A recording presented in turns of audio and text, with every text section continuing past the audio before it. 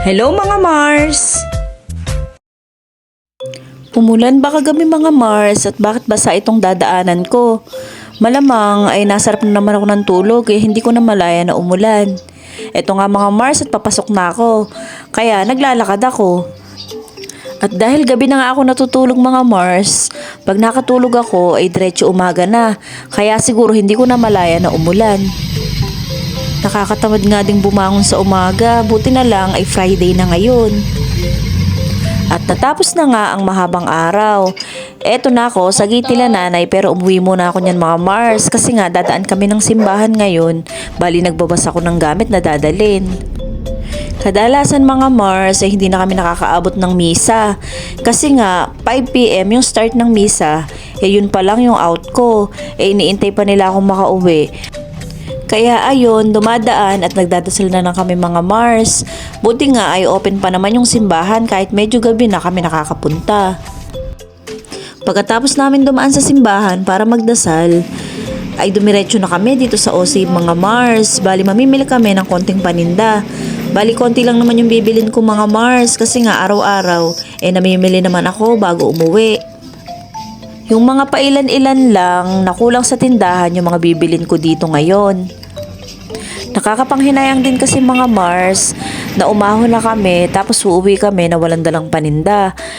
Kaya talaga namang dumadaan kami dun sa mga lugar na pwede naming mabila ng paninda bago umuwi pag ganitong umaahon kami. After mamili ng paninda mga Mars ay dumaan kami dito sa bilihan ng gulay. Bali yung bilihan ng gulay na to madadaanan na namin pa uwi. Madalas dito kami namimili ni nanay ng gulay, lalo ako pag Friday kasi nga pinambabaon ko siya ng 1 week.